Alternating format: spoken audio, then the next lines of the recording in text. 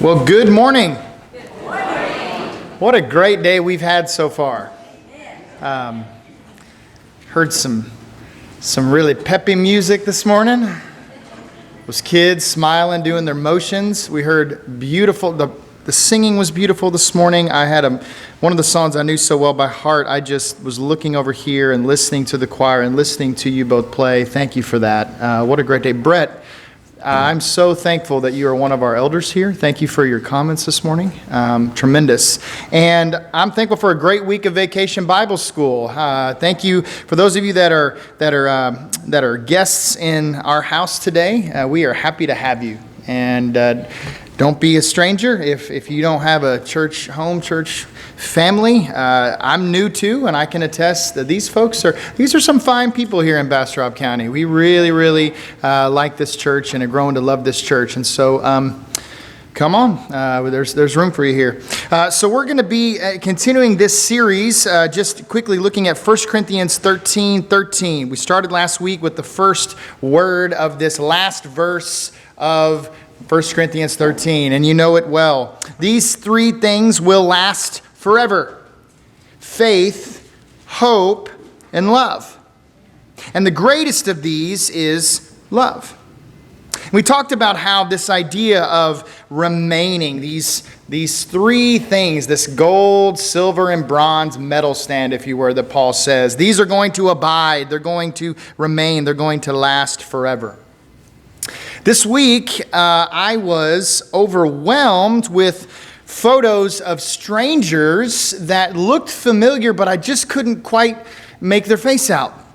And I learned that 12.7 million people, many of them my friends, downloaded an app on their phone, and they took a photo of themselves now, and they could age themselves.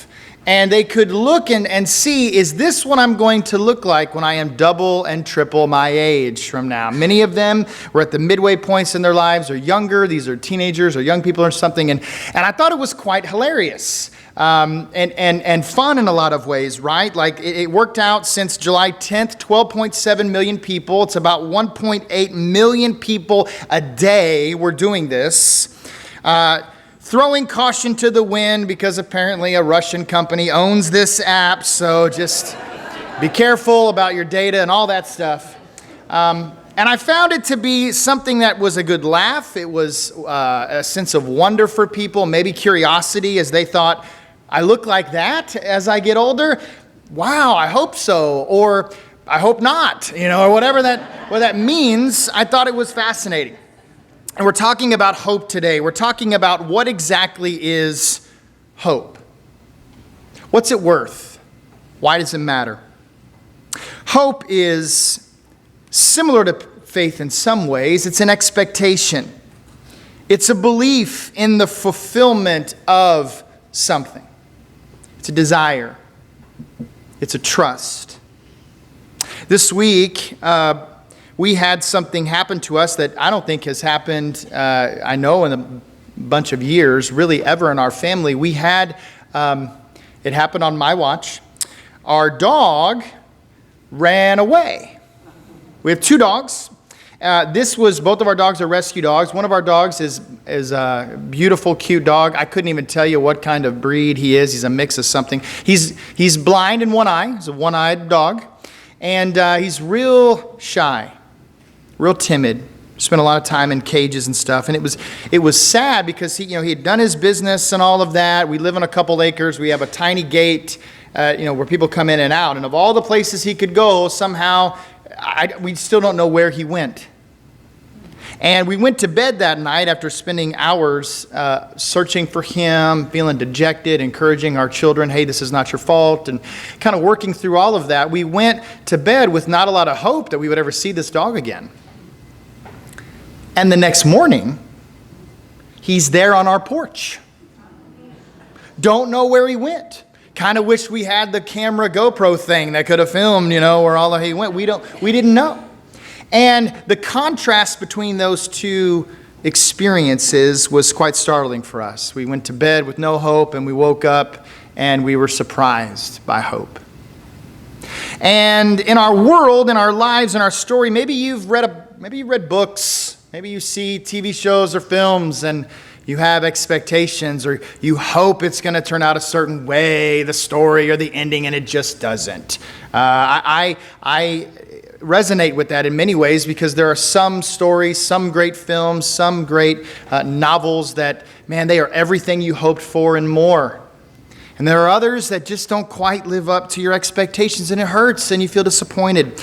I want us to look at a story this morning and key in on a couple followers of Jesus in their collision of hope. Go to Luke 24, if you will. Luke chapter 24. Luke chapter 24. I'm going to read a section of this story. I have much more to say at other times about hope and maybe even about this particular story, but we're just going to look at a neat little nugget from this story this morning. Now, on the same day, Sunday, Jesus' resurrection day, two of them were going to a village called Emmaus, about 7 miles from Jerusalem, and talking with each other about all these things that had happened. While they were talking and discussing, Jesus himself came near and went with them, but their eyes were kept from recognizing him. And he said to them, "What are you discussing with each other while you walk along?" They stood still, looking sad. Then one of them, whose name was Cleopas, answered him, "Are you the only stranger in Jerusalem who does not know the things that are taking place there in these days?" He asked them, this is Jesus, asking them, "What things?" Funny how Jesus plays ignorant. They replied, "The things about Jesus of Nazareth, who was a prophet, mighty in deed and word before God and all the people, and how our chief priests and leaders handed him over to be condemned to death and crucified him. But we had hoped that he was the one to redeem Israel. Yes, and besides all this, it is now the 3rd day since these things took place. And moreover, some women of our group astounded us. They were at the tomb early this morning, and when they did not find his body there, they came back and told us that they had indeed seen a vision of angels who said that he was alive. Some of those who were with us went to the tomb and found it just as the women had said, but they did not see him." Then he said to them, "Oh, how foolish you are, and how slow of heart to believe all that the prophets have declared. Was it not necessary that the Messiah should suffer these things and then enter into his glory?" And then, beginning with Moses and all the prophets, he interpreted to them the things about himself in all the scriptures. We had hoped. Verse 21. But we had hoped. Is there anything more sad or tragic than hope in the past tense? But we had hoped. You know, in a humorous way, if you're a part of a team, sports team, or you're rooting for your favorite sports team, our team had hoped to win it all, and they don't. Maybe on a more serious note, in our relationships, you know, we had hoped to be together forever. I had hoped for a good report from the doctor this time. Perhaps there is an Emmaus road for all of us where these words have been thought over and over again, and perhaps even spoken out loud. Hope is something that exists in the present, and it's usually pointing towards the future. And in this story, we find that hope has been misdirected. Hope is not a what, and it's not a when. It's not a what, it's not a thing, and it's not a place or an event in time. The view of hope here by these two travelers, we don't know exactly who they are. Some say it's just two friends, some think it's a married couple. But whatever their existence, their view of hope is directly tied to their view of Jesus. Because their hope died when Jesus had died. Maybe they had felt like they had chosen poorly, backed the wrong leader, backed the wrong horse. They don't know what to do with their lives now, as was the case with many of the followers of Jesus when things didn't go their way. And I wonder if they could have just reframed and remembered some positive things about hope, how hope has a substance to it that we've got to cling to. One of my favorite films that's underrated, it's dark. I usually try to catch it on TNT, even clips if it comes on TNT or AMC. It doesn't matter where they are in the film. I'm just locked in. The Shawshank Redemption. Hard to think that that's Stephen King, right?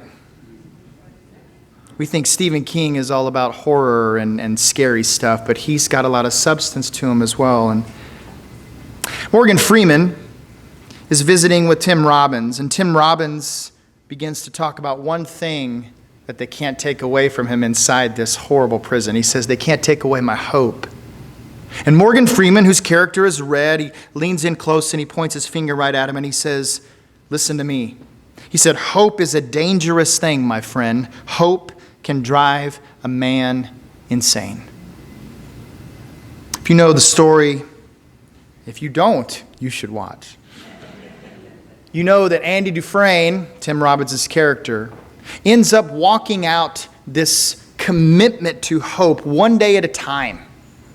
He's clinging to something that he just can't see, but he's so hopeful towards it and in it. And when he achieves his goal, and I won't tell you how it all plays out, some of you know, he sends a letter back to Morgan Freeman. And he says, I want you to remember, Red, that hope is a good thing. It's maybe the best of things. And no good thing ever dies. I think about that when I think about these two travelers losing their way. Hope had been a what? Hope had been a when. And hope had died for them. But listen, no good thing ever dies. Because hope is a who. Hope is a person. Hope has a name. Hope was looking for these two. And hope is looking for you. Looking for me. Hope walks up to us, moseys up to us and says, what you talking about? Let's go eat. I've made breakfast. I want to share communion with you. That's what hope does. There's a source of hope for our lives, for where we can receive the help we need in our times of trouble and disappointment and discouragement. And I appreciate so much Jerry reading the section that I asked her to from Psalm 42. Maybe you recognize parts of that, Psalm 42, because I had her start in verse 7, and we have many great hymns and anthems that camp out in verses 7 through 11. But did you know this is the psalm that also starts with these famous words? As the deer longs for flowing streams, so my soul longs for you. My soul thirsts for God, for the living God. When shall I come and behold the face of God? My tears have been my food day and night, while people say to me continually, where is your God? These things I remember as I pour out my soul, how I went with the throng and led them in procession to the house of God with glad shouts and songs of thanksgiving, a multitude keeping festival. Why are you cast down, O my soul, and why are you disquieted within me? Hope in God, for I shall again praise him, my help and my God. My soul is cast down within me. Therefore, I remember you from the land of Jordan and of Hermon, from Mount Mizar. Deep calls to deep at the thunder of your cataracts. All your waves and your billows have gone over me. By day, the Lord commands his steadfast love, and at night, his song is with me, a prayer to the God of my life. I say to God, my rock, why have you forgotten me? Why must I walk about mournfully because the enemy oppresses me? As with a deadly wound in my body, my adversaries taunt me while they say to me continually, where is your God? Why are you cast down, O my soul? And why are you disquieted within me? Hope in God, for I shall again praise him, my help and my God. Three times right here, this psalmist says, I'm cast down. I'm discouraged. Twice, I'm disquieted. There's tears, there's mourning, there's pouring out. There's this language of, I had hoped. Again, right here, Psalm 42.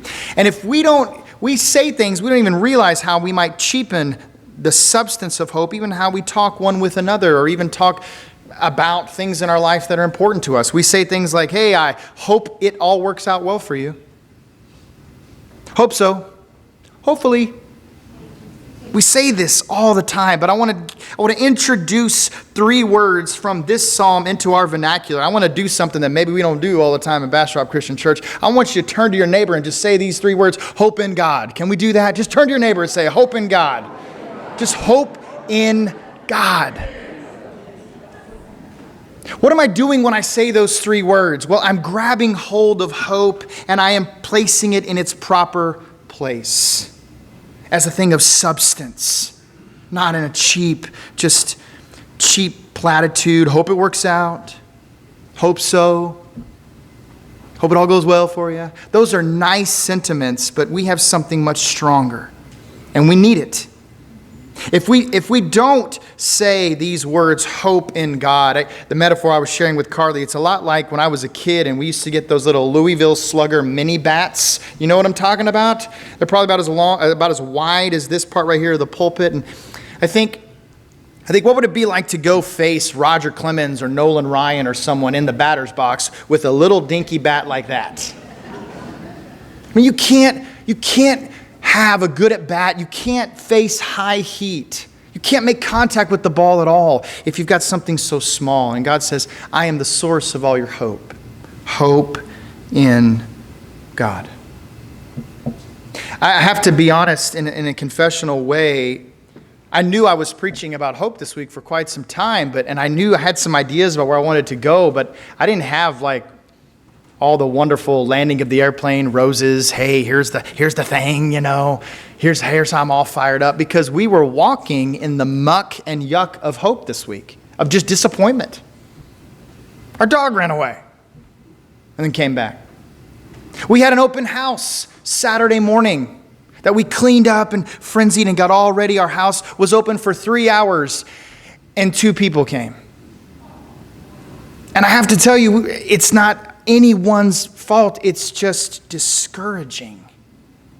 Because every time we get our house ready and we think of what that means, it's like, could this be the one? Could this be the what? Could this be the when? And my hope is misplaced. Because I don't hope in that transaction. I don't hope in a sale. I don't hope in timelines. I hope in God.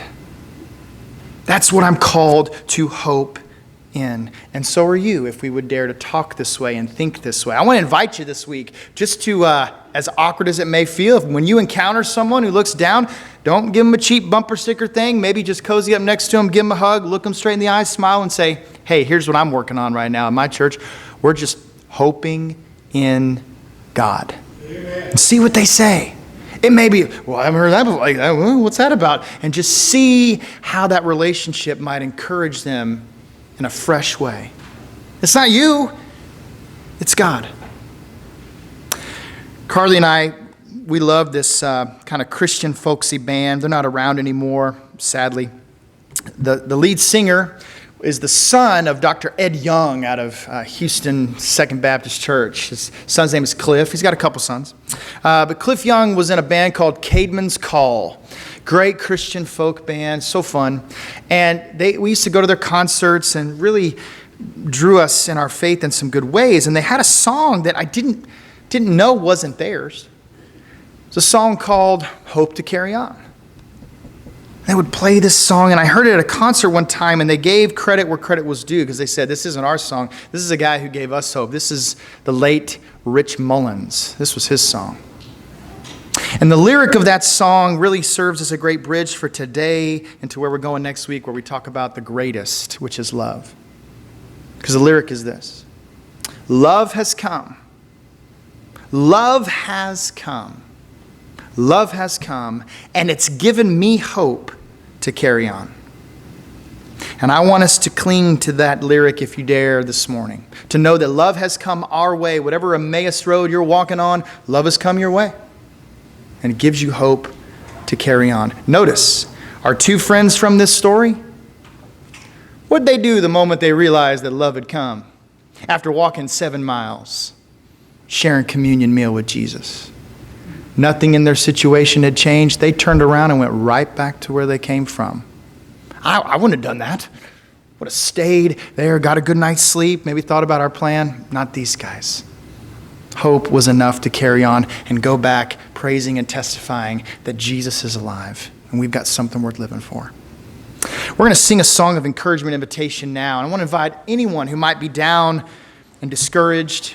We would love to pray with you. We would love to just look into your eyes and with great sincerity say, hope in God this morning. We're going to sing a song about how God guides us, about how wherever we go, wherever we struggle with, He is with us. And make this song a prayer. Make it a moment that is an honoring time for you and God. Thank you for being here today. Let's all stand and let's worship with this final song.